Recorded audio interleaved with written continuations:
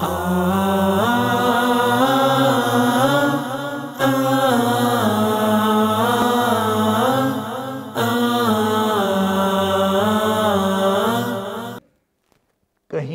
میری دشمنی، یعنی دشمنی کر رہے تھے حضرت شعیب علیہ السلام سے، تو کہیں میری دشمنی تمہیں اس بات کی طرف نہ لے جائے، اس بات کا مستحق نہ بنا دے۔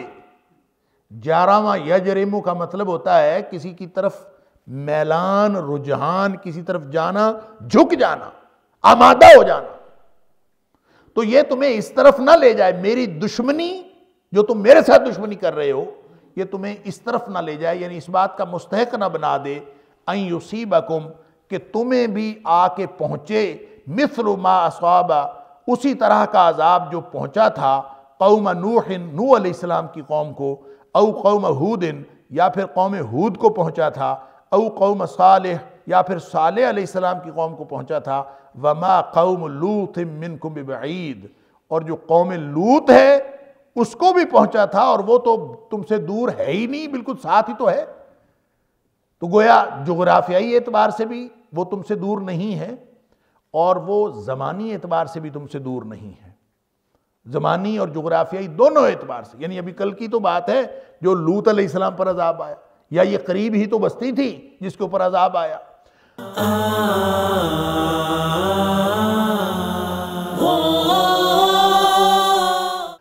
تو مجھے ڈر ہے کہ میری دشمنی جو تم کر رہے ہو یہ تمہیں اس بات کا مستحق نہ بنا دے کہ اسی طرح کا عذاب تمہارے اوپر بھی آ جائے۔ اللہ اکبر!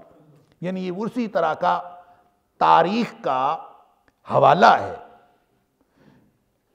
جو حضرت شعیب علیہ السلام اپنی قوم کو دے رہے ہیں، بالکل اسی طرح کا حوالہ ہے جس طرح کا حوالہ نبی اکرم صلی اللہ علیہ وسلم کے ذریعے کفار مکہ کو دیا جا رہا ہے گزشتہ اقوام کی تاریخ بیان کر کے۔ یعنی جس طرح کا انذار کفار مکہ کے لیے کیا جا رہا ہے کہ تم بچ جاؤ کہیں تمہارے اوپر عذاب نہ آ جائے، بالکل اسی طرح کا انذار حضرت شعیب علیہ السلام نے اپنی قوم کو کیا۔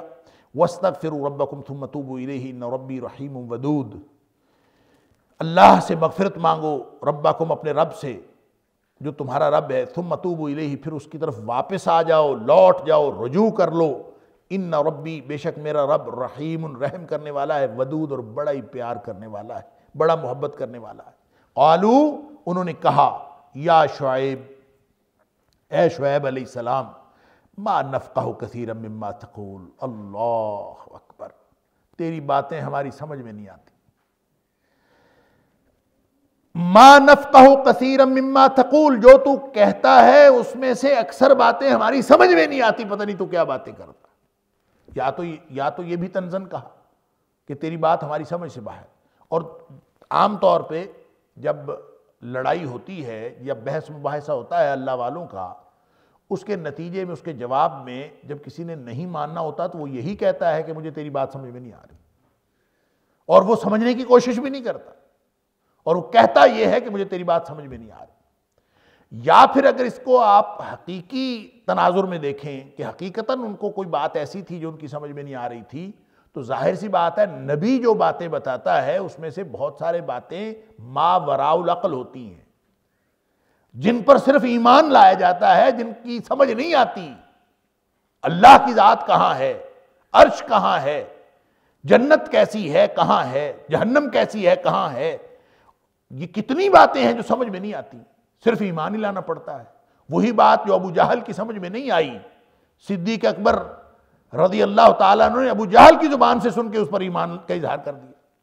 ابو جہل کی سمجھ میں نہیں آئی، جب نبی پاک صلی اللہ علیہ وسلم نے کہا کہ میں رات کو آسمانوں پہ سیر کر آیا ہوں اور گیا تھا، میں صبح تک واپس آ گیا، تو وہ تو گیا تھا برادری کو اکٹھا کرنے کے لیے ابو جہل، کہ اب یہ وہ بات ہے جو کسی کی سمجھ میں نہیں آئے گی، اور ہر شخص جو ہے گویا نبی کریم صلی اللہ علیہ وسلم کی نعوذ باللہ تکذیب کرے گا۔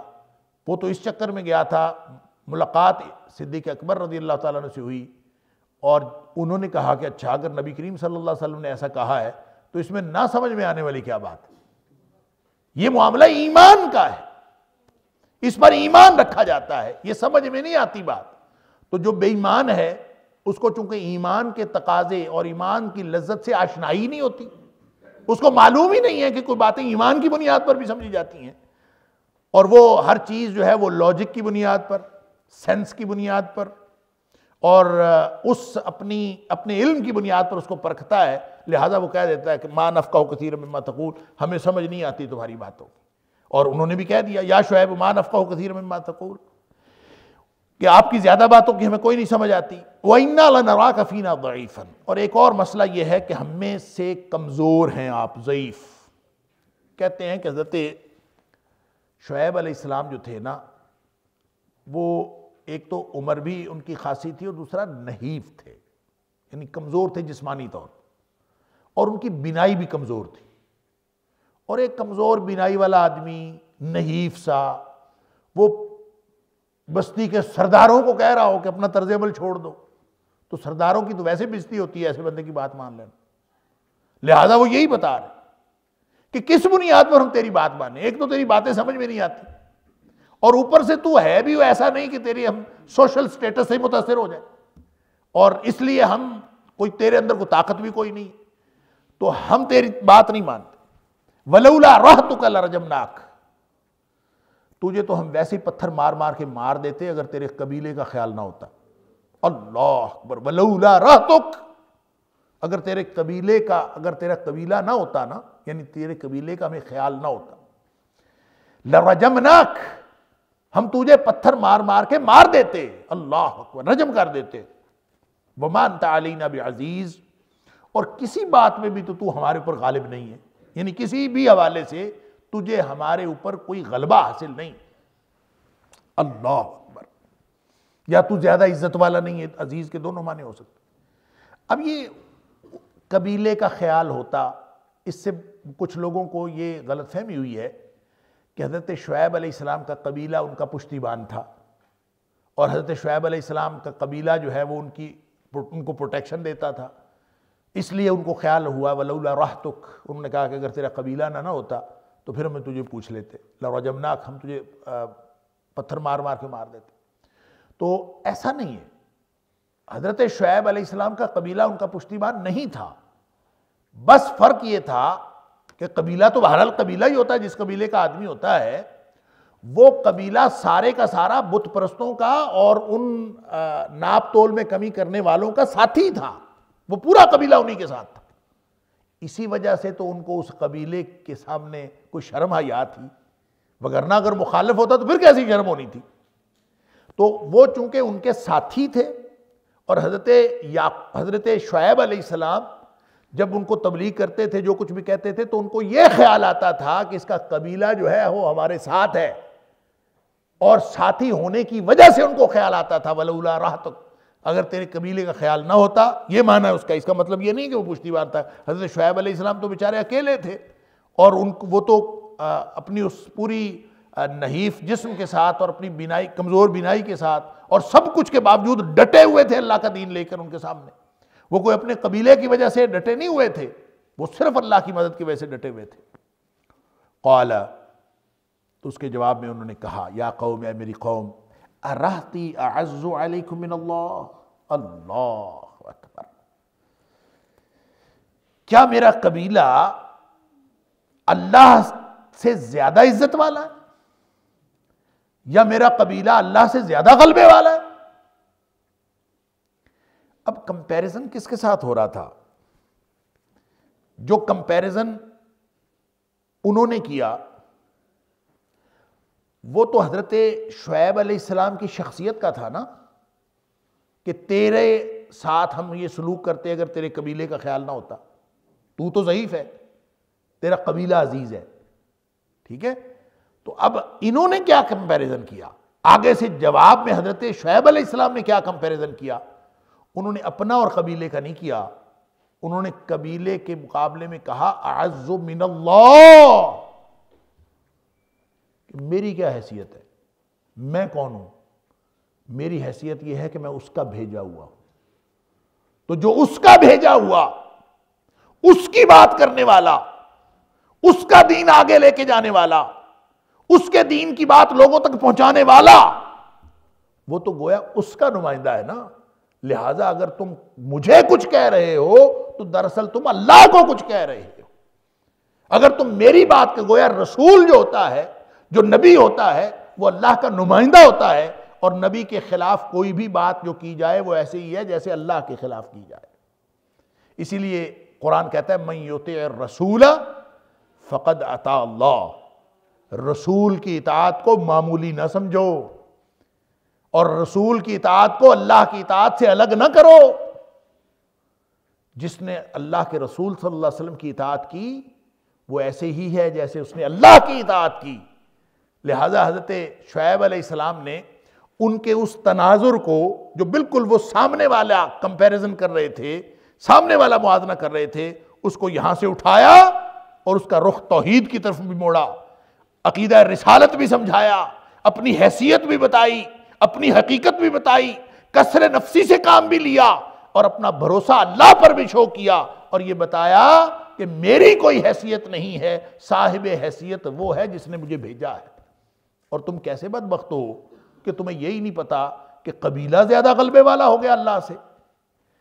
اراہتی اعز علیکم من اللہ، کیا میرا قبیلہ تمہارے لیے زیادہ عزت والا ہے اللہ کے مقابلے میں بھی؟ یعنی مت ماری ہوئی ہے تمہاری۔ وَاتَّخَذْتُمُوهُ وَرَاءَكُمْ ظِهْرِيًّا، اور وہ خالق اور مالک جس کے پاس اصل طاقت ہے، جو اصل عزت اور غلبے والا ہے، اللہ کر، اس کو تم نے پس پشت ڈال دیا ہے۔ وَاتَّخَذْتُمُوهُ، اور تم نے بنا لیا ہے، وَرَاءَكُمْ، اپنے پیچھے، ظِهْرِيًّا، اپنی پشت کے اوپر ڈال دیا۔ اِنَّ رَبِّي، بے شک میرا رب، بِمَا تَعْمَلُونَ مُحِيطٌ، جو کچھ تم کر رہے ہو تمہارے سارے اعمال کا احاطہ کرنے والا ہے۔ اللہ تعالیٰ کو سب معلوم۔ اب گویا بحث جو ہے وہ اختتام کو پہنچ رہی ہے، اور منطقی طور پر یعنی اپنے منطقی انجام کو پہنچ رہی ہے۔ ساری گفتگو تو ہو گئی، دلائل کا تبادلہ ہو گیا، اور مایوس ہو گئے حضرت شعیب علیہ السلام ان سے کہ یہ نہیں مانتے، اور کہہ دیا یا قوم اعملوا علی مکانتکم انی عامل، ٹھیک ہے تم اپنی جگہ پہ عمل کرتے جاؤ جو تم کر رہے ہو۔ وَيَا قَوْمِ اعْمَلُوا عَلَى مَكَانَتِكُمْ، تم اپنی جگہ پہ جو عمل کرتے ہو کرتے جاؤ، انی عامل، میرا رستہ اور ہے، میں اپنا عمل کرتا جاتا ہوں، میں اپنی جگہ پہ کام کرتا ہوں جو میں کر رہا ہوں، اور تم اپنی جگہ پہ کام کرتے جاؤ جو تم کر رہے ہو۔ سوف تعلمون من یأتیہ عذاب یخزیہ ومن هو کاذب، ان قریب پتہ چل جائے گا تمہیں کہ کس کو عذاب پہنچتا ہے، اللہ اکبر، اور عذاب بھی ایسا یخزیہ جو اس کو رسوا کر دے گا۔ کس کو رسوا کن عذاب پہنچے گا؟ ومن ہوا کاذب، اور کون جھوٹا ہے یہ بھی پتہ چل جائے گا ان قریب۔ ورتقبوا، تم انتظار کرو، انی معکم رقیب، میں بھی تمہارے ساتھ انتظار کرتا ہوں۔ اللہ، مایوسی کے بعد یہ کہا۔ اب یہاں سے ایک بات یہ بھی سمجھ آ رہی ہے کہ پرائیویٹ معاملہ مذہب ہو جاتا ہے کہ تم اپنا کام کرو میں اپنا کام کرتا ہوں، لیکن یہ اس وقت ہوتا ہے جب بالکل حجت تمام ہو جاتی، اللہ تعالیٰ معاف فرمائے۔ اور جب تک حجت تمام نہیں ہوتی، حجت تمام ہو جائے تو پھر اللہ کا عذاب بالکل سروں پہ کھڑا ہوتا ہے، اور گویا وہ قوم جو نیکی کا حکم دینا چھوڑ جائے اور برائی سے منع کرنا چھوڑ جائے، اور وہاں پہ جو نبیوں کے ورثاء ہیں، العلماء ورثۃ الانبیاء، وہ بھی مداہنت کا رویہ اختیار کر لے اور نیکی کا حکم دینا اور برائی سے منع کرنا ترک کر دیں، ایسی کیفیت گویا اللہ کے عذاب کے لیے بالکل تیار ہوتی ہے۔ اس کے بعد پھر اللہ کا عذاب ہی آتا ہے، اور اس کے علاوہ کوئی اور راستہ نہیں ہوتا۔ وگرنہ اگر واپسی ہونی ہو نا قوم کی، اور یہ بات میں اکثر دہرا کے عرض کیا کرتا ہوں اور پھر آج پھر دہراتا ہوں، کہ قرآن کا جو فلسفہ تاریخ ہے نا، وہ ہمیں یہی بتاتا ہے جب قوم تباہی و بربادی کے دھانے پر پہنچتی ہے نا، تو پھر وہ زیادہ دیر پرولونگ نہیں کرتی، یا واپسی ہو جاتی ہے یا تباہی و بربادی ہو جاتی ہے۔ یا تو اس کا نتیجہ یہ نکلتا ہے کہ اللہ تعالیٰ اس قوم کو تباہ و برباد کر دیتا ہے، اس کی جگہ نئی قوم لے آتا ہے، جیسا صاحب کا اقوام کے اوپر عذاب آیا، یا پھر اس قوم کی واپسی ہو جاتی ہے۔ واپسی کیسے ہوتی ہے؟ واپسی ہوتی ہے کہ اللہ تعالیٰ اس میں نبی مبعوث کر دیتا ہے۔ وَكُنْتُمْ عَلَى شَفَا حُفْرَةٍ مِّنَ النَّارِ فَانْقَذَكُم مِّنْهَا، نبی کریم صلی اللہ علیہ وسلم تشریف لائے اللہ نے آگ کے گڑھے کے کنارے پہنچی ہوئی قوم کو واپس کر لیا، واپسی شروع ہوگی۔ واپسی کیسے ہوتی؟ اصلاح۔ نبی آ کے کیا کرتا ہے؟ وہ اصلاح کا عمل شروع کرتا ہے، اصلاح کا عمل شروع کرتا ہے۔ حضرت شعیب علیہ السلام کہہ رہے ہیں میں نے بھی اصلاح کی کام کی، ان اريد الا الاصلاح، میں تو صرف ما اريد الا الاصلاح، میں نے تو مستطاعت، میں تو اپنی استطاعت کے مطابق اصلاح کا کام کر رہا ہوں۔ تو نبی اصل میں اصلاح کا کام کرتا ہے، تو اصلاح کا عمل شروع ہو جائے تو اللہ کا عذاب رک جاتا ہے۔ اصلاح کا عمل شروع ہو جائے اور جاری ہو، اصلاح ہوئی ہو چاہے نہ ہوئی ہو، اصلاح کا عمل جاری ہو تو اللہ کا عذاب نہیں آتا۔ اللہ تعالیٰ نے سورہ ہود میں فرمایا، یہ آگے آئے گا، جب جہاں بحث کنکلوڈ کی جا رہی ہے وہاں فرمایا وَمَا كَانَ رَبُّكَ لِيُهْلِكَ الْقُرَىٰ بِظُلْمٍ، تیرا رب ایسا نہیں ہے کہ ظلم کے ساتھ کسی بستی کو ہلاک کر دے، وَأَهْلُهَا مُصْلِحُونَ، ایسی حالت میں کہ جب اس کی قوم کے لوگ اصلاح کا عمل جاری رکھے ہوئے ہوں تو اللہ تعالیٰ کسی بستی کو تباہ نہیں کرتا۔ لہٰذا جہاں اصلاح کا عمل رک جاتا ہے تو اللہ کا عذاب آتا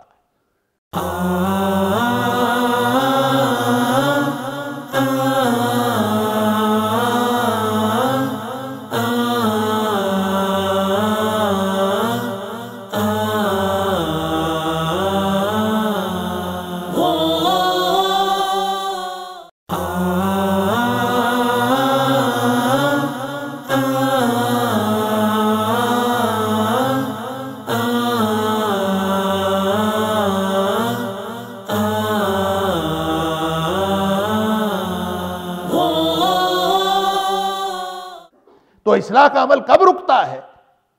جب لوگ ایک دوسرے کو یہ کہنا چھوڑ دیں کہ بھئی برائی سے رک جاؤ، بھئی فلاں نیکی کرو۔ جب یہ کہنا اور ایک دوسرے کو تلقین کرنا یہ عمل رک جائے اور ہر ایک کا پرائیویٹ معاملہ بن جائے کہ جو کرتا ہے کرتا پھرے، اپنے آپ کو، اپنے نقطہ نظر کو چھوڑو نہ اور کسی کو چھیڑو نہ، بس پھرتے رہو اپنی اپنی جگہ پہ، ہر ایک کا اپنا پرائیویٹ معاملہ ہے، یہ کیفیت تو اللہ کے عذاب کی کیفیت ہوتی ہے۔ وگرنہ نیکی کا حکم تو دینا ہی پڑتا ہے، برائی سے تو منع کرنا ہی پڑتا ہے۔ اور نبی کریم صلی اللہ علیہ وسلم نے فرمایا لا تأمرون بالمعروف ولا تنہون عن المنکر، ہر صورت میں تمہیں نیکی کا حکم دینا پڑے گا اور ہر صورت میں برائی سے منع کرنا پڑے گا۔ اگر ایسا نہیں کرو گے تو پھر نہیں تو پھر اللہ کا عذاب آ جائے گا۔ اللہ اکبر، او لیوشکن علیکم عقابا منہ، تمہارے اوپر اللہ کی طرف سے عذاب آ جائے گا۔ اور جب عذاب آئے گا تو پھر بھلا کیا ہوگا؟ ثم تدعونہ فلا یستجاب لکم، پھر تم اللہ کی سے دعائیں کرو گے، اللہ تعالیٰ تمہاری دعائیں بھی کوئی نہیں سنے گا۔ اور ایک روایت میں آیا کہ او لیمرن علیکم شرارکم، تمہارے اوپر جو بدترین لوگ ہیں وہ حکمران بن جائیں گے۔ ثم یدعو خیارکم، پھر نیک لوگ بیٹھ کے دعائیں کر رہے ہوں گے اور ان نیک لوگوں کی دعائیں بھی اللہ تعالیٰ نہیں سنے گا۔ اللہ اکبر، فلا یستجاب لہم۔ تو کہنے کی بات یہ ہے کہ یہ کیفیت کہ وَيَا قَوْمِ اعْمَلُوا عَلَىٰ مَكَانَتِكُمْ إِنِّي عَامِلٌ، تم اپنی جگہ اپنے کام کرتے رہو، میں اپنی جگہ اپنا کام کرتا رہتا ہوں، یہ تو آخری حد ہوتی ہے۔ اللہ تعالیٰ معاف فرمائے۔ کسی قوم کے اوپر تباہی کا ایک بالکل یعنی مایوسی کا، اور حجت تمام ہونے کے بعد گویا ان کو ایک ایسا پیغام ہے کہ اب اس کے بعد اللہ کے عذاب کے علاوہ کوئی چارہ باقی نہیں رہا۔ اللہ اکبر، سوف تعلمون من یاتیہ عذاب یخزیہ ومن ہوا کاذب، ان قریب پتہ چل جائے گا کہ کس پر عذاب آتا ہے اور آ کے اس کو رسوا کرتا ہے، ومن ہوا کاذب، اور کون جھوٹا ہے، وارتقبوا، تم بھی انتظار کرو، انی معاکم رقیب، میں بھی تمہارے ساتھ انتظار کرتا ہوں۔ اللہ اکبر۔ وَلَمَّا جَاءَ أَمْرُنَا، اور جب پھر ہمارا حکم آ گیا، کیا مطلب؟ عذاب کا حکم آ گیا۔ نجینا شعیبا والذین آمنوا، ہم نے نجات دے دی شعیب علیہ السلام کو، والذین آمنوا، اور جو ان کے ساتھ مومن تھے، معاہ، ان کے ساتھ تھے، برحمت منا، اپنی طرف سے رحمت کے ذریعے سے اور رحمت کے سبب، وَأَخَذَتِ الَّذِينَ ظَلَمُوا الصَّيْحَةُ، اور جو ظالم تھے ان کو صیحہ نے پکڑ لیا۔ صیحہ، صیحہ کہتے ہیں چنگھاڑ کو یا چیخ کو۔ اللہ، کہتے ہیں اتنی زوردار آواز آئی، ایسی چنگھاڑ اور ایسی چیخ جس سے ان کے دل پاش پاش ہو کے رہ گئے، ان کے دل پھٹ گئے، پارا پارا ہو گئے۔ اللہ اکبر۔ فاصبحوا فی دیارہم جاثمین، اور پھر وہ ہو گئے اپنے گھروں میں اوندھے پڑے ہوئے، گھٹنوں کے بل کوئی اوندھا پڑا ہوا ہو تو اس کو کہتے ہیں جاثمین۔ اللہ، اوندھے منہ گرے ہوئے یوں پڑے۔ یہ جو صیحہ ہے، یعنی شعیب علیہ السلام کی قوم پر صیحہ آیا، سورہ عنکبوت کے اندر اور سورہ اعراف کے اندر اللہ تعالیٰ نے فرمایا رجفہ آیا، فاخذتہم الرجفہ فاصبحوا فی دیارہم جاثمین، کہ ان کے اوپر رجفہ، رجفہ کہتے ہیں زلزلے کو، بھونچال، اور صیحہ چنگھاڑ یا آواز کو کہتے ہیں۔ تو بعض لوگوں نے تو کہا ہے کہ چنگھاڑ الگ ان کے اوپر، یعنی دو طرح کا عذاب آیا، رجفہ بھی آیا اور صیحہ بھی آیا۔ ایک چنگھاڑ اور چیخ پڑی ان کے اوپر جس کے ان کے دل پاش پاش ہو گئے، ساتھ ہی بھونچال بھی آ گیا اور بالکل ایک زلزلہ سا برپا ہو گیا، اور کَأَلَّمْ يَغْنَوْا فِيهَا، ایسے اوندھے پڑے تھے جیسے کبھی یہ بسے ہی نہیں تھے ان بستیوں کے اندر۔ اللہ اکبر، ملیا میٹ ہو گئے، ختم ہو گئے۔ لیکن اس کو ان دونوں کو اکٹھا بھی کیا جا سکتا ہے، رجفہ اور جو صیحہ ہے، یہ بیک وقت ایک ہی عذاب کے دو ڈیمنسٹریشنز ہو سکتی ہیں، دو اظہار ہو سکتے ہیں۔ مثلا بھونچال جب آتا ہے تو اس کے ساتھ آواز بھی تو آتی ہے۔ اگر زمین کے اندر سے لاوا نکلے اور اس کے ساتھ بہت شدید قسم کی آواز پیدا ہوتی ہے تو اندر ہی کوئی چیز پھٹے زمین سے اور پھٹ کے وہ تباہ و برباد کر دے بستیوں کو، اس سے خوفناک آواز بھی آئے اور ساتھ ہی ساتھ وہ ساری بستی جو ہے وہ عملاً یعنی زمین کے زلزلے کی وجہ سے اور زمین پھٹ جانے کی وجہ سے اور بھونچال آ کے اس میں سے لاوا نکلنے کی وجہ سے تباہ و برباد ہو جائے، تو کوئی اس طرح کی کیفیت ذہن میں آتی ہے۔ اللہ تعالیٰ معاف فرمائے کہ اللہ تعالیٰ نے اس بستی کو ملیا میٹ کر دیا، آواز اور چنگھاڑ بھی پڑی اور ساتھ بھونچال بھی آیا، رجفہ بھی صیحہ بھی، دونوں بیک وقت آئے اور وہ تباہ و برباد ہو گئے۔ کَأَلَّمْ يَغْنَوْا فِيهَا، جیسے وہ اس میں کبھی رہے ہی نہیں تھے، بسے ہی نہیں تھے۔ أَلَا بُعْدًا لِمَدْيَنَ كَمَا بَعِدَتْ ثَمُودَ، جس طرح سمود کے اوپر لعنت ہوئی اسی طرح مدین کے اوپر بھی لعنت ہو گئی۔ اللہ، الا خبردار ہو کے سنو، بعدا لمدین، دوری ہو گئی، لفظی معنی دوری، اور دوری کیا ہوتی ہے؟ رحمت سے دوری، اور اللہ کی رحمت سے دوری اسی حالت اور کیفیت کا نام لعنت ہے۔ تو بعدا لمدین، دوری ہو گئی یا دوری ہو یا دوری ہے، لمدین، مدین کے لیے، کما بعدت ثمود، جس طرح دوری ہوئی سمود کے لیے، یعنی جس طرح ان پر لعنت ہوئی ان کے اوپر لعنت ہوگی۔ وَلَقَدْ أَرْسَلْنَا مُوسَىٰ بِآيَاتِنَا وَسُلْطَانٍ مُبِينٍ، اور یقیناً ہم نے موسیٰ علیہ السلام کو بھی بھیجا بِآيَاتِنَا، اپنی آیتیں دے کر، وَسُلْطَانٍ مُبِينٍ، اور روشن دلیل دے کر، یا کھلا واضح غلبہ دے کر، دونوں معنی ہو سکتے ہیں۔ دیکھیں سلطان کا جو لفظ ہے اس کے دو اوریجن کہے جاتے ہیں، یا تو سلیط ہے یا سلط ہے، سلطہ جس کو کہتے ہیں، سلطہ ہوتا ہے غلبہ، قوت، ملک، قدرت، طاقت، یا تو یہ سلطان سلطہ سے ہے یا سلیط سے ہے۔ سلیط کہتے ہیں تیل کو، تو تیل سے چونکہ روشنی لی جاتی ہے، دیا جلایا جاتا ہے، لہٰذا اس میں روشن کے معنی آ جاتے ہیں۔ تو سلطان مبین روشن دلیل بھی ہو سکتی ہے اور کھلا واضح غلبہ بھی ہو سکتا ہے۔ اگر یہ سلطہ سے ہے تو اللہ تعالیٰ نے حضرت موسیٰ علیہ السلام کو یہ دونوں چیزیں عطا فرمائی تھی۔ تو سلطان مبین، دلائل کا غلبہ، واضح طور پر غلبہ ان کو عطا فرمایا تھا، یہ بات بھی ٹھیک ہے، اور آیات بھی عطا فرمائی تھی۔ بعض لوگوں نے اس کو، آیات کو اور سلطان مبین کو اس طرح سے بھی الگ الگ کیا ہے، کہتے ہیں کہ آیات سے مراد تو تورات تھی، آیات نشانیاں عطا فرمائیں، یہ تو تورات تھی، اور سلطان مبین سے مراد وہ معجزات تھے جو اللہ تعالیٰ نے حضرت موسیٰ علیہ السلام کو عطا کیے تھے۔ لیکن بعض نے اس کو یعنی آیات کا معنی بھی تو نشانیاں ہی ہوتا ہے، اور سلطان کو بھی اگر نشانیوں اور سلطان مبین واضح اور روشن دلیل کے طور پر لیں تو اس کا مطلب یہ ہے کہ وہ بھی نشانیاں ہیں، جیسے قرآن پاک کی آیات کو بھی آیات کہا جاتا ہے، یہ بھی نشانیاں، اور جو دیگر انبیاء کو معجزات عطا ہوئے وہ بھی نشانیاں تھیں۔ تو اس اعتبار سے بعض لوگوں کا خیال ہے کہ آیات سے مراد تو وہ 9 آیات ہیں جو حضرت موسیٰ علیہ السلام کو عطا ہوئی تھی، 9 نشانیاں اللہ تعالیٰ نے دی تھی۔ تو مختلف طرح کے جو معجزات عطا ہوئے تھے ان سے مراد یہ آیات سے مراد وہ معجزات اور وہ نشانیاں ہیں، اور سلطان مبین سے مراد انہی نشانیوں میں سے ایک نشانی ہے جو بہت ہی زیادہ واضح اور غلبہ بن کے چڑھ دوڑی دوسروں کے اوپر، وہ نشانی کون سی تھی؟ وہ عصا کا سانپ بن جانا تھا. لہذا باقی ساری نشانیاں بھی عطا کی. وسلطان مبین، اور ایسا واضح غلبہ عطا فرمایا جو تھا تو نشانیوں میں سے، لیکن وہ نشانی ایسی تھی کہ اس نے جناب پشتوں کے پشتے لگا دیے، اور سارے جو جادوگر تھے پوری بستی کے، پوری اس کی فرعون کی بادشاہی کے، اور اس کی فرعون کو بھی سب کو آگے لگا لیا. یہ ہے سلطان مبین کا مطلب، اس سے مراد عصا ہے. دونوں باتیں اپنی اپنی جگہ ٹھیک ہو سکتی ہیں. الی فرعون و ملئہ، بھیجا کس طرف تھا یہ سب کچھ دے کے؟ فرعون کی طرف اور ان کے سرداروں کی طرف. فاتبعوا امر فرعون، لیکن وہ جو سردار تھے نا، انہوں نے فرعون کی بات مانی، حضرت موسیٰ علیہ السلام کی بات نہیں مانی. حالانکہ موسیٰ علیہ السلام غالب تھے، دلائل کے اعتبار سے بھی غالب تھے، اور جب مقابلہ ہوا جادوگروں کے ساتھ تو عصا ہی جیتا تھا نا، تو واضح غلبہ تھا. اس کے باوجود انہوں نے اس کی بات مانی. وما امر فرعون برشید، حالانکہ فرعون کی جو بات تھی وہ ہدایت پر مبنی بھی نہیں تھی، اس بھلائی پر مبنی بھی نہیں تھی، پھر بھی انہوں نے اسی کی بات مانی. اللہ اکبر. یعنی فرعون درست نہیں تھا. وما امر فرعون، اور نہیں تھا فرعون کا حکم، برشید، درستگی پر، خیر پر، ہدایت پر، وہ کسی خیر پر نہیں تھا. یعنی اس کا حکم غلط ہونے کے باوجود انہوں نے مان لیا.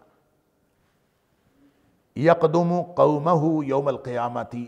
اللہ اکبر. اب انہوں نے چونکہ فرعون کی بات مانی، حضرت موسیٰ علیہ السلام کی بات نہیں مانی، اللہ فرماتا ہے یقدم قومہ، انہوں نے اس کی اتباع کی ہے نا، تو وہ آگے لگا تھا، قائد بنا لیا. تو وہ اب کن کی قیادت صرف دنیا میں نہیں کرتا رہا، وہ جہنم میں بھی ان کی قیادت کرے گا. اللہ اکبر. یقدم قومہ، وہ سبقت کرے گا، یعنی آگے آگے ہوگا. یقدم، آگے آگے ہوگا، قومہ، اپنی قوم کے، یوم القیامت، قیامت والے دن. فأوردہم النار، اور سب کو قیادت کرتا ہوا، آگے آگے جاتا ہوا، سب کو جہنم پر لے جائے گا. اللہ اکبر. وبئس الورد المورود، کتنا برا ہے وہ گھاٹ، اور کتنا برے ہیں وہ لوگ جو گھاٹ پر بلائے گئے ہیں. ورد کہتے ہیں پانی کے گھاٹ کو، تو یہاں نار کو ورد کہا گیا. یعنی جس گھاٹ پر ان کو بلایا گیا ہے، مورود وہ وارد ہوئے ہیں، وارد ہونے والے بھی برے، اور جس گھاٹ پر وہ وارد ہوئے ہیں یعنی جہنم پر، وہ بھی بہت برا. اللہ اکبر. تو یہ فرعون کی بات انہوں نے مانی، موسیٰ علیہ السلام کی بات نہیں مانی، تو اس وجہ سے وہ سب اس طرف لے جائے گئے. وَأُتْبِعُوا فِي هَذِهِ لَعْنَةً، اس دنیا میں بھی ان کے اوپر لعنت ڈال دی گئی. وَيَوْمَ الْقِيَامَةِ، اور قیامت والے دن بھی. یعنی یہ کوئی ایسا نہیں ہے کہ صرف قیامت والے دن ان کو یہ عذاب ہوگا، دنیا میں بھی ان کے اوپر لعنت ہوئی، قیامت والے دن بھی ان کے اوپر لعنت ہے. بئس الرفد المرفود، کتنا برا ہے وہ انعام جو دیا گیا ہے ان کو. رفد کہتے ہیں انعام یا عطیے کو، اور ویسے تو انعام یا عطیہ پازیٹیو چیز ہوتی ہے. یہ ویسی بات ہے جیسے قرآن کہتا ہے فَبَشِّرْهُمْ بِعَذَابٍ أَلِيمٍ، ان کو خوشخبری دے دیجئے دردناک عذاب کی. تو اصل میں تو دردناک عذاب خوشخبری نہیں ہے، وہ تو ایک وعید ہے، دھمکی ہے، انذار ہے. لیکن یہ گویا قرآن ان کو بطور طنز کہتا ہے کہ تمہیں جو انعام ملے گا، تمہیں جو خوشخبری ہے وہ عذاب علیم کی ہے. یہاں پہ اسی طرح کہا جا رہا ہے کہ جو جہنم ہے جس پر تم چلے جاؤ گے، تو بئس الرفد المرفود، تو جن کو ملا عطیہ وہ بھی برے، اور جو انعام ملا وہ بھی برا. اللہ تعالیٰ معاف فرمائے. ذالک من انباء القرى نقصہ علیک منہا قائم وحسید، یہ بستیوں کی کہانیاں ہیں، بستیوں کی خبریں ہیں. نقصہ علیک، جو اے حبیب صلی اللہ علیہ وسلم ہم آپ کے اوپر بیان کرتے ہیں. منہا قائم وحسید، کچھ تو ان میں سے بستیاں ابھی بھی ان کے کھنڈرات قائم ہیں، موجود ہیں. وحسید، اور کچھ کے ویسے ملیا میٹ ہو گئے، جڑ کٹ گئی. حسید کا مطلب وہ جن کی جڑ کاٹ دی گئی. اب یہ آیت نمبر 96 سے 99 تک بھی ذکر آیا موسیٰ علیہ السلام کی قوم کا، اور آگے جب ہم پہنچیں گے تو آیت نمبر 110 اور 111 میں بھی اس کا ذکر ہے.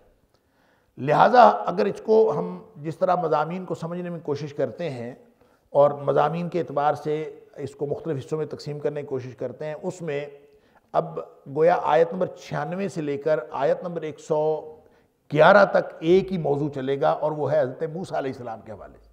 لیکن درمیان میں جو زیادہ تر آیات ہیں، آیت نمبر 100 سے لے کر آیت نمبر 109 تک، یہ جو آیات ہیں اس میں گویا اللہ تعالیٰ نے ایک جامع تبصرہ فرمایا ہے ان تمام اقوام کی تباہی پر، اور گویا یہ توجہ دلائی جا رہی ہے کن کی؟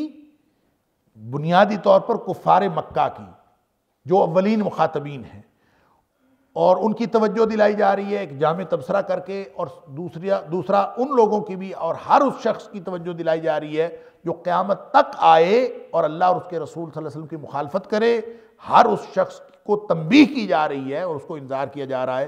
ذالک من انباء القریٰ، یہ ساری کی ساری خبریں غیب کی ہیں، بستیوں کی خبریں ہیں، نقص علیک، یہ بستیوں کی خبریں ہم آپ کو پہنچا رہے ہیں، آپ کو بیان کر رہے ہیں، منہا قائم و حصید، کئی بستیاں تو قائم ہیں، ان کے کھنڈرات جا کے آپ دیکھ لیں، کئیوں کی ویسی جڑ کٹ گئی۔ وما ظلمناہم، ہم نے ان کے اوپر کوئی ظلم نہیں کیا عذاب دے کے، اللہ اکبر، ولکن ظلموا انفسہم، انہوں نے اپنی جانوں پر خود ظلم کیا ہے۔ انہوں نے ظلم کیسے کیا؟ نبیوں کی مخالفت کر کے، اللہ کے توحید کو ٹھکرا کے، جب انہوں نے اللہ کے دین کو ٹھکرایا انہوں نے اپنے اوپر ظلم کیا۔ تو گویا ایک کردار بتایا جا رہا ہے، اس کردار کی وجہ سے سابقہ امتوں کے اوپر عذاب آئے، تو اے مشرکین مکہ اگر تم بھی اس کردار پر رہو گے تو تمہارے اوپر بھی عذاب آ جائے گا، اور آئندہ قیامت تک کوئی بھی اس کردار پر رہے گا تو ان کے لیے وہ بھی عذاب کے اسی طرح مستحق ہو جائیں گے۔ فما اغنت عنہم آلہتہم اللتی یدعون من دون اللہ، اللہ اکبر، فما اغنت عنہم آلہتہم اللتی یدعون من دون اللہ من شیء، اللہ اکبر۔ اور ایک حقیقت یہ بھی بتائی جا رہی ہے کہ جب اللہ کو چھوڑ کر غیر اللہ کی پوجا کرتے ہیں تو ان کو بڑا کرنے والا سمجھ کے، بھرنے والا سمجھ کے، بگڑی بنانے والا سمجھ کے، اور مختلف امور سر انجام دینے والا سمجھ کے ہی ان کی پرستش کرتے ہیں، ان کی پوجا کرتے ہیں، اللہ اکبر۔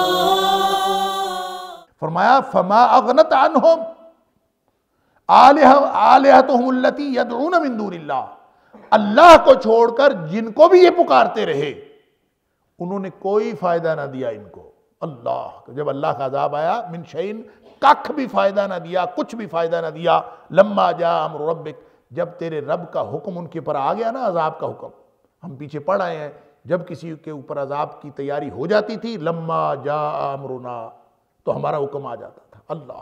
تو جب بھی ہمارا حکم آیا، وہ جن کے بارے میں ان کے عقیدے تھے کہ وہ ان کو بچا لیں گے، جن کے بارے میں ان کا خیال یہ تھا کہ وہ آخرت میں بھی بچائیں گے، وہ دنیا میں بھی کسی نے نہ بچایا، لما جاء امر ربک، جب تیرے رب کا حکم آیا، فما اغنت عنہم آلہتہم اللتی یدعون من دون اللہ من شیء، کچھ بھی فائدہ نہ دیا ان کے ان سارے معبودوں نے جن کو وہ اللہ کو چھوڑ کر پکارتے تھے، جب رب کا حکم آیا تو کسی نے کچھ فائدہ نہ دیا، وما زادوہم غیر تتبیب، ہاں کچھ معاونت انہوں نے کی، کس بات میں؟ تباہی و بربادی میں، وما زادوہم، ان کے لیے کسی چیز میں انہوں نے اضافہ نہیں کیا غیر تتبیب، سوائے تباہی و بربادی کے، ہلاکت کے علاوہ انہوں نے کوئی فائدہ نہیں ان کو دیا، اللہ، ان کی جو پکڑ گرفت ہوئی اسی کا فائدہ ہوا۔ وَكَذَلِكَ أَخْذُ رَبِّكَ إِذَا أَخَذَ الْقُرَىٰ وَهِيَ ظَالِمَةٌ، اسی طرح اللہ ہر اس بستی کو پکڑ لیتا ہے جو ظالم ہو، اللہ اکبر، یہ قانون ہے اللہ کا، یہ فلسفہ تاریخ ہے قرآن کا، کہ اس طرح سے یہ تباہی و بربادی ہو جاتی ہے یا واپسی ہو جاتی ہے۔ تو وَكَذَلِكَ، اور اسی طرح أَخْذُ رَبِّكَ، پکڑنا ہے تیرے رب کا، إِذَا أَخَذَ الْقُرَىٰ، جب بھی وہ پکڑتا ہے بستیوں کو، اللہ اکبر، وہی ظالمہ، اس حال میں کہ وہ بستی ظالموں کی بستی ہو، ان اخذہ علیم شدید، بے شک تیرے رب کا پکڑنا، تیری رب کی پکڑ وہ بڑی دردناک بھی ہے اور بڑی سخت بھی ہے، اللہ تعالیٰ معاف فرمائے۔ نبی کریم صلی اللہ علیہ وسلم نے بخاری اور مسلم کے اندر ایک حدیث آتی ہے کہ ایک دفعہ نبی پاک صلی اللہ علیہ وسلم فرمایا ان اللہ لیملی للظالم، اللہ تعالیٰ ظالم کو مہلت دیتا ہے اور دیتا رہتا ہے، مہلت دیتا رہتا ہے۔ اللہ تعالیٰ کی حکمت بالغہ کب تک ظالموں کو مہلت دینی ہے؟ حتی اذا اخذہ، لیکن جب پھر پکڑ لیتا ہے نا اللہ، جب اس کا مواخذہ کرتا ہے، لم یفلت ہو، پھر اس کو ذرہ بھر مہلت نہیں دیتا، چھوڑتا نہیں ہے پھر اس کو۔ اللہ اکبر، یہ نبی کریم صلی اللہ علیہ وسلم فرمایا اللہ کا، کیونکہ قرآن میں آیا وَأُمْلِي لَهُمْ إِنَّ كَيْدِي مَتِينٌ، ہم ان کو مہلت دیتے ہیں اور ہماری جو منصوبہ بندی ہے وہ بڑی مضبوط ہے۔ تو اللہ تعالیٰ مضبوط منصوبہ بندی کے تحت مہلت دیتا ہے، اور مہلت کب ختم ہونی ہے، کب اس نے پکڑنا ہے، یہ وہی جانتا ہے، لیکن جب وہ پکڑ لیتا ہے تو پھر وہ چھوڑتا نہیں ہے۔ اللہ اکبر، نبی کریم صلی اللہ علیہ وسلم نے یہ پڑھا، بخاری شریف کی حدیث میں ہے، یہ فرمایا کہ ان اللہ لا یملی للظالم حتی اذا اخذہ لم یفلتہ، کہ اللہ تعالیٰ مہلت دیتا رہتا ہے، لیکن جب اللہ کی گرفت آ جاتی ہے، وہ پکڑتا ہے تو پھر وہ نہیں چھوڑتا۔ یہ آپ نے فرمایا، اور پھر آپ نے یہ والی آیت پڑھی، یہ آیت نمبر 102 سورہ ہود کی آپ نے یہ پڑھی، وَكَذَلِكَ أَخْذُ رَبِّكَ، یہ تلاوت فرمائی نبی پاک صلی اللہ علیہ وسلم نے، اسی طرح تیرے رب کا پکڑنا ہے، اِذَا أَخَذَ الْقُرَىٰ وَهِيَ ظَالِمَةٌ، جب وہ پکڑتا ہے اور ایسی بستیوں کو جو ظالم ہوتی ہیں، إِنَّ أَخْذَهُ عَلِيمٌ شَدِيدٌ، اللہ بڑا دردناک، انتہائی تکلیف دہ اور سخت ہوتا ہے پکڑنا تیرے رب کا۔ إِنَّ فِي ذَلِكَ لَآیَةٌ، یہ ساری کہانیاں نشانی کے طور پر، عبرت کے طور پر سنائی۔ ان فی ذالک، ان ساری کہانیوں میں لآیہ، نشانی ہے، لمن خاف عذاب الآخرہ، ہر اس شخص کے لیے جو آخرت کے عذاب کا خوف رکھتا ہو۔ ذالک یوم مجموع لہ الناس، اور وہ ایسا دن ہے جس دن لوگ اکٹھے کیے جائیں گے۔ اللہ اکبر، وذالک یوم مشہود، اور وہی دن ہے جب سب لوگ حاضر کیے جائیں گے، یعنی کوئی نہیں چھوڑا جائے گا، سب لوگ اس دن اللہ کے سامنے حاضر ہوں گے۔ وحشرناہم، جیسے اللہ تعالیٰ نے سورہ کہف کے اندر فرمایا وحشرناہم فلم نغادر منہم احدا، ہم ان کو اکٹھا کریں گے، کسی کو نہیں چھوڑیں گے، کوئی ادھر ادھر نہیں رہ جائے گا، سب اکٹھے ہو جائیں گے۔ فرمایا وذالک یوم مشہود، وہ حاضری کا دن ہے، حاضر ہونے کا۔ اللہ اکبر، وما نؤخرہ الا لاجل معدود، اور وہ دن اگر مؤخر ہوا ہے نا تو وہ ایک مقررہ مدت تک کے لیے مؤخر ہوا ہے۔ وما نؤخرہ، اور ہم اس دن کو مؤخر نہیں کرتے، الا لاجل معدود، سوائے ایک مقررہ گنتی تک، لاجل ایک ایسی مدت، معدود جو گنی ہوئی ہے، مقررہ مدت تک کے لیے۔ یوم یأتی لا تکلم نفس الا باذنہ، اللہ اکبر، جس دن وہ دن آ گیا نا، جب وہ آ گیا، قیامت آ گئی، لا تکلم نفس الا باذنہ، تو اللہ کی اجازت کے بغیر کوئی بول بھی نہیں سکے گا، کوئی بات بھی نہیں کر سکے گا۔ لا تکلم نفس، کوئی جان بات بھی نہیں کر سکے گی، الا باذنہ، سوائے اللہ کے اذن کے، یعنی کسی کو بات کرنے کی بھی اجازت نہیں ہوگی۔ فمنہم شقی وسعید، اس دن پتہ چلے گا کہ کون بدبخت ہے اور کون خوش بخت ہے۔ فمنہم، پھر لوگوں میں سے کچھ خوش بخت ہوں گے، کچھ بدبخت ہوں گے۔ یہ گویا کنکلیوڈنگ بحث کی جا رہی ہے، سمجھایا جا رہا ہے، تبصرہ کیا جا رہا ہے کہ یہ تباہی و بربادی دنیا میں ہو چاہے نہ ہو، اصل میں تمہیں ڈرایا جا رہا ہے آخرت کے عذاب سے۔ اور آخرت میں جب سب نے جانا ہے اور وہاں جا کے پتہ چلے گا کہ کون خوش بخت ہے کون بدبخت، دنیا میں نہیں پتہ چلتا۔ دنیا میں تو بہت سارے بدبخت خوش بخت بنے ہوئے ہیں، اور بہت سارے خوش بخت جو ہیں ایسے لگتا ہے کہ ان کے بخت جلے ہوئے ہیں، لیکن یہ دنیا میں نہیں پتہ چلتا، پتہ جا کے چلے گا قیامت والے دن کہ فمنہم شقی و سعید، کون بدبخت ہے اور کون خوش بخت، قیامت والے دن پتہ چلے گا، جب وہاں کسی کو بات کرنے کی بھی اجازت نہیں ہوگی۔ اللہ اکبر، نبی اکرم صلی اللہ علیہ وسلم فرمایا وَلَا يَتَكَلَّمُ إِلَّا الرُّسُلُ، یہ جو فرمایا نا اِلَّا بِإِذْنِهِ، کہ اس کی اجازت کے بغیر کوئی بات نہیں کر سکے گا، تو نبی کریم صلی اللہ علیہ وسلم فرماتے ہیں یہ صرف اللہ کے رسول اور انبیاء ہوں گے جو بات کر سکیں گے، اس کے علاوہ کوئی کسی کے منہ سے، زبان سے کوئی بات ہی نہیں نکلے گی، صرف انبیاء کے منہ سے نکلے گا۔ اور انبیاء کے منہ سے بھی کیا نکلے گا؟ نبی کریم صلی اللہ علیہ وسلم فرمایا وَدَعْوَ الرُّسُلُ يَوْمَئِذٍ، بخاری شریف کی حدیث ہے کہ اس دن نبیوں کے منہ سے بھی کیا نکلے گا؟ اللہم سلم، اللہم سلم، اللہم سلم، کہ یعنی نبی بھی اللہ سے سلامتی مانگ رہے ہوں، اللہ سلامتی، اللہ سلامتی، یعنی اللہ سے سلامتی کی دعا کر رہے ہوں گے، اور یہ صرف نبیوں کو اجازت ہوگی اور اس کے علاوہ تو کسی کو بولنے کی بھی توفیق نہیں ہوگی۔ اللہ فَأَمَّا الَّذِينَ شَقُوا، جو لوگ بدبخت ہوئے، فَفِي النَّارِ، پھر وہ جہنم میں جائیں گے، لَهُمْ فِيهَا زَفِيرٌ وَشَهِيقٌ، اس کے اندر ان کی چیخ و پکار ہوگی۔ اللہ اکبر۔ یہ جو زفیر ہے یہ بہت بری چیخ کو کہتے ہیں جو بہت بھیانک آواز کے ساتھ ہو، یعنی گدھے کی آواز کو بھی زفیر کہتے ہیں، اور گدھے کی آواز کا بھی وہ والا حصہ جو گدھے کی آواز کے بالکل شروع میں ہوتا ہے یا بالکل اینڈ پہ ہوتا ہے، یعنی جو سب سے بھیانک ترین حصہ ہے اس کا، اللہ، اس کو زفیر کہتے ہیں۔ اور شہیق بھی چیخ و پکار کو کہتے ہیں، لیکن ہلکی چیخیں ہوتی ہیں، گویا فیہا زفیر و شہیق، چیخ و پکار ہوگی، کوئی کم آوازیں کوئی زیادہ آوازیں، اللہ تعالیٰ معاف فرمائے، اور سب یہ چیخ و پکار کرتے ہوئے جہنمی جہنم میں ہوں گے۔ خالدین فیہا، وہ اس کے اندر رہیں گے ہمیشہ، ما دامت السماوات والارض، جب تک آسمان و زمین قائم ہیں، جب تک آسمان و زمین قائم ہیں تب تک وہ اس میں رہیں گے، الا ما شاء ربک، سوائے اس کے کہ جو تیرا رب چاہے، ان ربک فعال لما یرید، بے شک تیرا رب کر گزرنے والا ہے جو وہ چاہتا ہے، اس کی کوئی رکاوٹ نہیں، وہ جو مرضی کرے۔ اللہ اکبر۔ یہاں پہ یہ جو ما دامت السماوات والارض آیا کہ جب تک زمین و آسمان قائم رہیں گے تب تک وہ اس میں رہیں گے، خالدین فیہا تو قرآن میں جگہ جگہ آیا، ہم فیہا خالدون، خالدین فیہا ابدا، جہنم میں ہمیشہ رہیں گے، جنت میں ہمیشہ رہیں گے، جو جنتی جنت میں چلے گئے وہ ہمیشہ رہیں گے، جہنمی جہنم میں چلے جائیں گے، خالدین فیہا ابدا۔